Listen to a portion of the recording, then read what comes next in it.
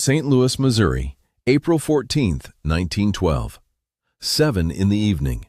The shop was closed and the gas lamps were lit, and Morris Adler was doing what he did every evening before he locked the front door, walking the display cases one last time to confirm that everything was where it should be, the way a man confirms the inventory of his own mind before he sleeps. He had been in the pawnbroking business on South Broadway since 1893, 19 years of accepting objects of unknown history in exchange for money their owners needed. And in 19 years, he had developed the specific discipline of the trade. He knew what things were worth, he knew what they were made of, and he knew how to look at an unfamiliar object and decide, quickly and accurately, whether it was what the person handing it to him claimed it was. He stopped at the third case on the right. The piece was still there, where he had placed it 6 days earlier, when a miner from the Ozark Lead District had come in with it wrapped in a work shirt.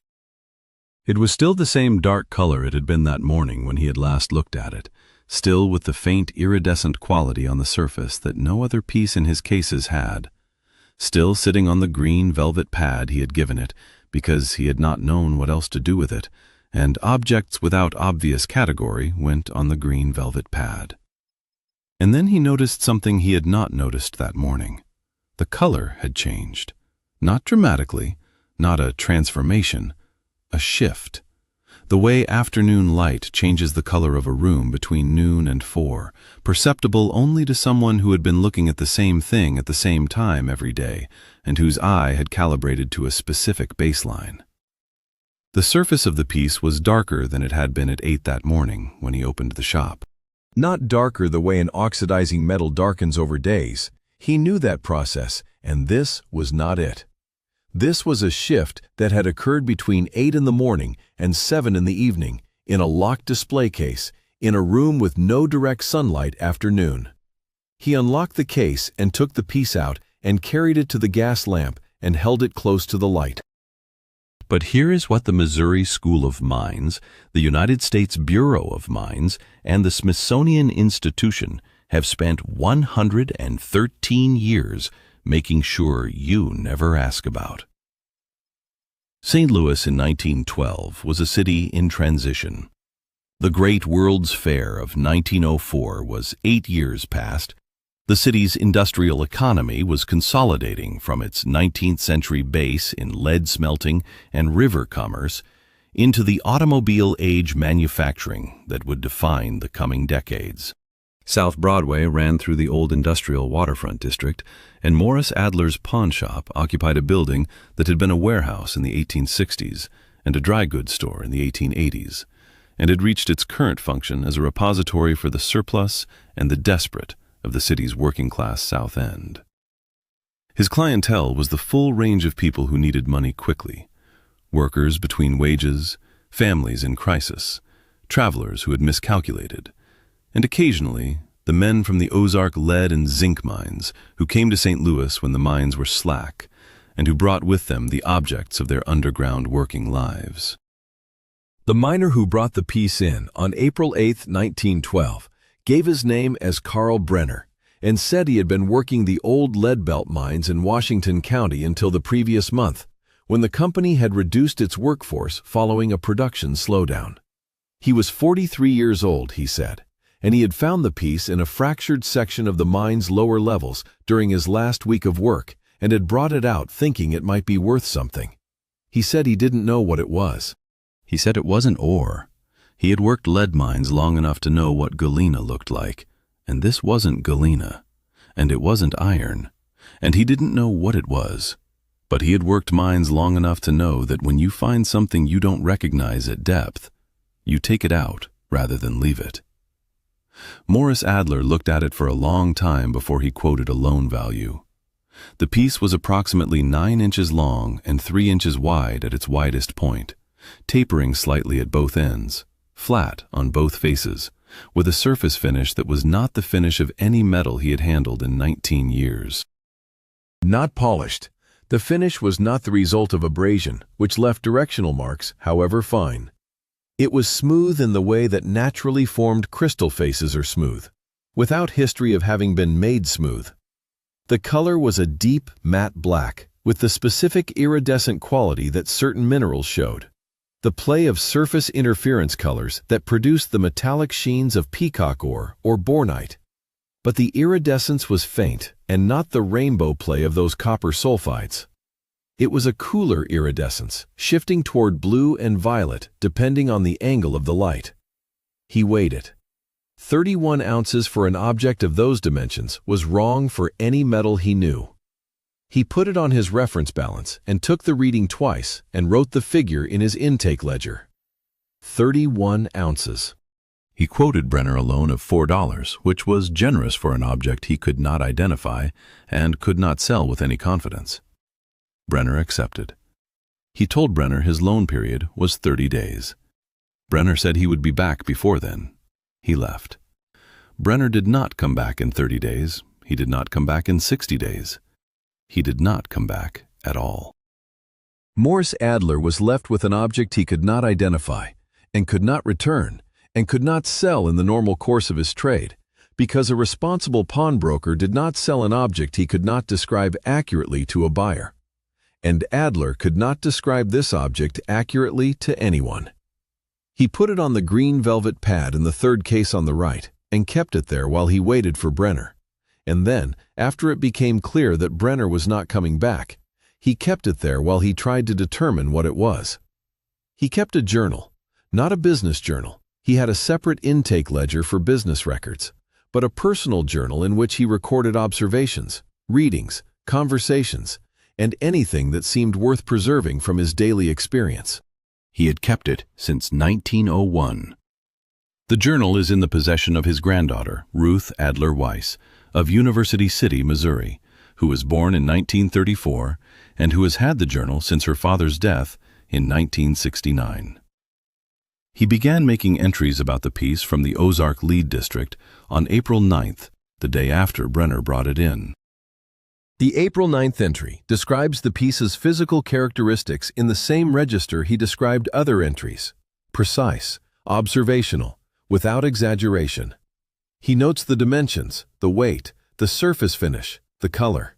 He notes that he cannot identify the material by any method available to him, and that the weight is wrong for the dimensions by a margin that eliminates all metals he knows. He notes that the piece has no provenance documentation, and that he cannot verify Brenner's account of where it came from. He notes that he has placed it in the display case for lack of a better location while he waits for either Brenner's return or a better understanding of what he has. The April 14th entry, 6 days later, is the first color observation. He describes standing at the third case on the right at 7 in the evening and noticing that the piece's surface color was darker than it had been at 8 that morning. He describes carrying it to the gas lamp and examining it closely. In the gas lamp light, at close range, the iridescent quality was more pronounced, the blue-violet shift more visible, the surface appearing almost to move, the way the surface of certain deep-cut gemstones appeared to move when the light source changed. He writes, "It is lighter in the morning and darker in the evening. I have checked this 3 times now. It is not a lighting effect. I close the case when I leave and open it when I arrive, and the room light is the same. The piece is different." He began checking it systematically. Every morning when he opened the shop, he held the piece at the same angle to the same north-facing window for 30 seconds and noted the color in his journal. Every evening before he closed, he did the same. He did this for 41 days. The pattern was consistent, lighter in the morning light, darker in the evening light. Not slightly different, measurably different in his assessment, which was calibrated to 19 years of evaluating the surface qualities of metals, gemstones, and all the other material goods of other people's lives. On the 22nd day of his systematic observation, a Thursday, he introduced a variable. He kept the shop's front blinds lowered all day, blocking the direct morning light from the street, and examined the piece at the same hours. The piece was lighter in the morning and darker in the evening. The direct morning light was absent. The piece's color pattern was unchanged. He noted this: not responding to the presence or absence of direct light. Something else. he did not know what. On the 31st day, a Sunday when the shop was closed, he took the piece to his house 2 blocks away and placed it in a room with no windows, lit only by a gas lamp he kept at a constant setting throughout the day. He checked the piece at 2-hour intervals. It was lighter at 8 in the morning and darker at 7 in the evening, and the gas lamp had been constant throughout. He wrote in his journal, "It is responding to the time of day, not to the light, to the time." He showed it to 3 people in the 6 weeks he held it.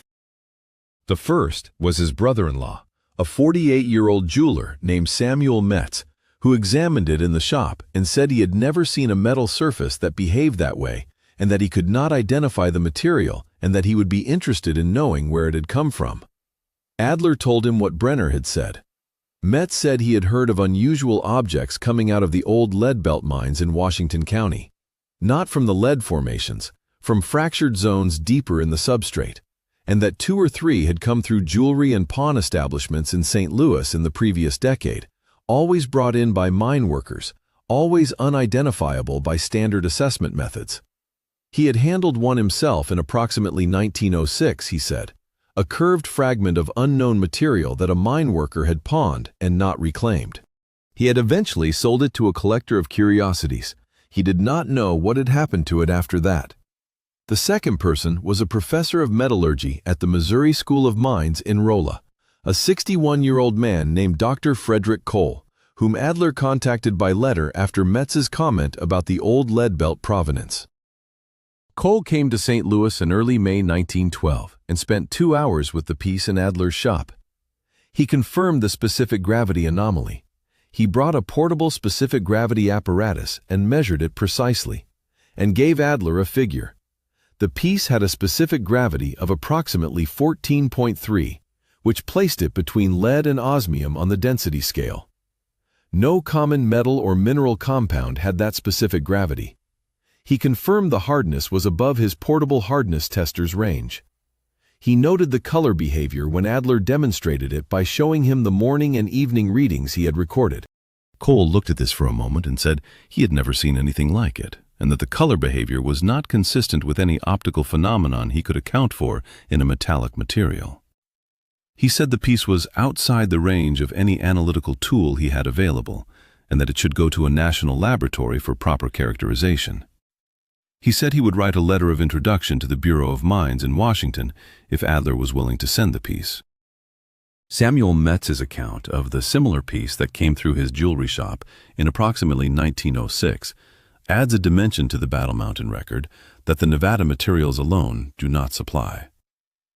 Metz said 2 or 3 pieces of unknown material from deep in the old lead belt's Washington County mines had passed through St. Louis establishments in the previous decade, always from mine workers, always unidentifiable, always eventually sold or taken. If Metz's recollection was accurate, the piece Adler held in 1912 was not the first such object to surface in St. Louis from the Washington County formations, and the old lead belt mine operations in the first decade of the century were producing finds at depth with a frequency that was bringing them, piece by piece, into the hands of tradespeople who could not identify them and who eventually surrendered them, voluntarily or involuntarily, to buyers or collectors whose own identities were not always verifiable. The man who offered $60 in late May 1912 was not the first buyer to appear in a St. Louis pawn or jewelry shop seeking an anomalous piece from the Missouri mines. He was preceded by whoever bought Metz's 1906 piece from the collector of curiosities Metz had sold it to. The collector-to-buyer chain is not documented beyond Metz's account in Adler's journal, but its existence is documented. Someone in St. Louis in the period 1905 through 1912 was acquiring anomalous metallic pieces from the Washington County lead belt mines as they surfaced through the city's secondary trade. The man with the Chicago business card was either that same person or acted on behalf of that same interest. When persuasion failed, the window at the back of Adler's shop was opened in the night. Adler said he would consider it. Cole wrote the letter. It is in the journal, folded into the May entry page, still present. Cole describes the piece, gives the specific gravity measurement, describes the hardness, and describes the color behavior. He says the material is unknown to him and recommends federal-level analytical resources. The letter is addressed to the director of the Bureau of Mines in Washington. Adler never sent it. He kept it in the journal. The third person who saw the piece was a man who identified himself as a traveling representative of a minerals research firm in Chicago, who came to the shop in late May 1912 without prior contact. He asked Adler if he had any unusual mineral specimens for sale. Adler showed him the piece from the Ozark mines. The man examined it for perhaps 20 minutes. He offered Adler $40 for it. Adler said $40 was not a price he could accept for an object he had been offered $4 against, and that might prove to be worth considerably more once it was properly identified. The man offered $60. Adler declined. The man left his card, a business card for a firm called Western Mineral Research Associates, with a Chicago address. Adler wrote the card's details in his journal and then placed the card in the journal alongside Cole's letter. Both are still there. Ruth Adler Weiss has confirmed that Western Mineral Research Associates does not appear in any Chicago business directory from the period 1910 through 1920 that she has been able to consult. The Chicago address on the card corresponds to a building that in 1912 housed a commercial printing office on the ground floor. No mineral research firm occupied any floor of that building in any city directory from the period. The card was a fiction. The man who offered $60 for the piece was not from a mineral research firm in Chicago. The piece was taken from Morris Adler's shop on the night of June 19, 1912, through a window at the rear of the building that had been opened from the outside. The entry was clean, the window latch manipulated without breaking, the window raised and re-lowered, the display case on the third table opened and closed. Nothing else was taken. The green velvet pad was still on the case shelf. The piece was gone. Adler filed a report with the St. Louis Police the following morning. The report is in the St. Louis Metropolitan Police Department's historical records at the Missouri History Museum. It describes the missing object as a metallic piece of unknown composition, dimensions given, weight given, color described, from the Ozark Lead District via a miner named Brenner, who did not return to reclaim it. The journal entry for June 19, 1912 reads, "Taken in the night, window at the back, nothing else gone. I knew when the man from Chicago came that this would happen eventually. I did not move it or hide it because I did not think it was my place to hide something I did not understand. I kept my record. The record is here. The 41 days of systematic observation that Adler conducted between April 14th and May 24th, 1912, constitute the most methodologically careful documentation in this entire series. He was not a scientist. He was a pawnbroker. But he was a pawnbroker who had spent 19 years developing the habit of precise observation of material properties, and when he encountered a property he could not explain, he applied the same systematic approach to documenting it that he applied to everything else in his professional life.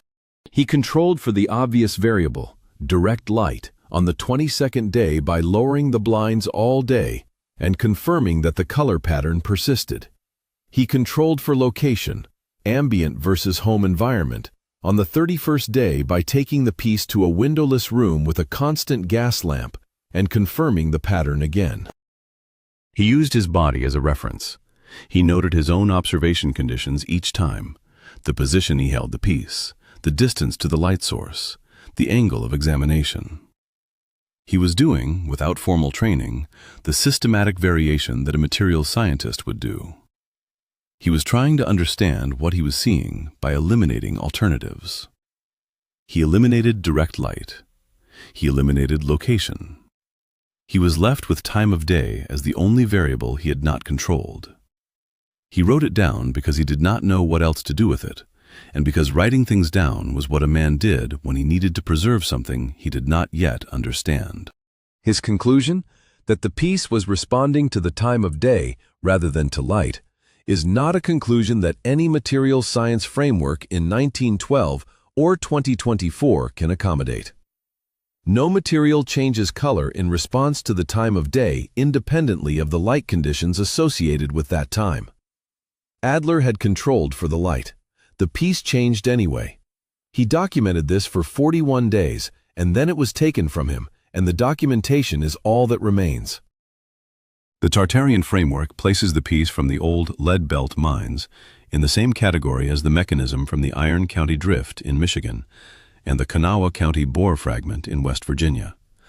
Anomalous metallic objects of unknown composition found at depth in sealed geological formations, removed from institutional site before any formal analysis could establish their nature.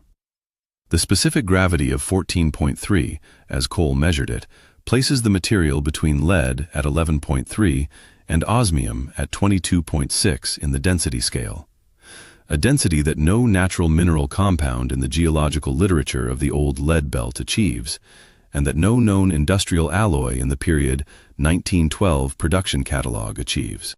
The color behavior, lighter at morning, darker at evening, independent of ambient light level, is not a property of any metal or mineral compound in any material science reference accessible before or after 1912. The piece was responding to something. Adler documented what it was responding to for 41 days. He determined it was responding to time. He did not know what to do with that determination. He wrote it down. The journal is in University City, Missouri. Ruth Adler Weiss is 90 years old. She has shown the journal to 3 people outside the family since her father died in 1969. A historian of St. Louis commercial life who came to interview her about her grandfather's shop in 1981 and noted the unusual entries without pursuing them. Gordon Ashby, who found her through the Missouri Historical Society's contact network while tracing the Callaway Professional Papers in 2021, and a documentary researcher who visited in 2023. The historian noted the entries. Ashby read them in full and connected them to the West Virginia and Michigan metal object records. The documentary researcher made a transcript. The transcript is what this investigation draws on, alongside Ashby's published notes. Cole's letter is in the journal, folded into the May entry page. The business card for Western Mineral Research Associates of Chicago is beside it. The 41 days of morning and evening color observations are in the entries for April 14th through May 24th. The specific gravity figure of 14.3 is in the entry for the day Cole visited. The journal is in University City, Missouri. Morris Adler, 54 years old, April 14th, 1912. The shop was closed and the gas lamps were lit, and he was walking the cases the way he walked them every evening. He stopped at the 3rd case. He noticed the color had changed. He unlocked the case and took the piece to the lamp. He had been looking at metals for 19 years. He knew what he was seeing. He went home that night and wrote in his journal, lighter in the morning, darker in the evening. He checked it the next morning. He was right. The piece is in a locked case somewhere in a collection that has no record of acquiring it, responding to the time of day the way it responded to the time of day in a pawnshop display case on South Broadway in St. Louis in the spring of 1912. Adler watched it for 41 days and documented what he saw. The documentation is in University City. The piece is not. It responds to something Adler called time, in a collection that will not confirm it received it, in darkness that may or may not be absolute enough to show whether it is still lighter in the morning. The acupuncturist who watches metal shift is also the man who spent 19 years learning to tell one metal from another. He knew when something was outside what he knew. He documented it for 41 days. Then they took it in the night. The Missouri History Museum in St. Louis holds the St. Louis Metropolitan Police Department's historical records in its collections. The June 1912 incident report for Adler's theft is in those records.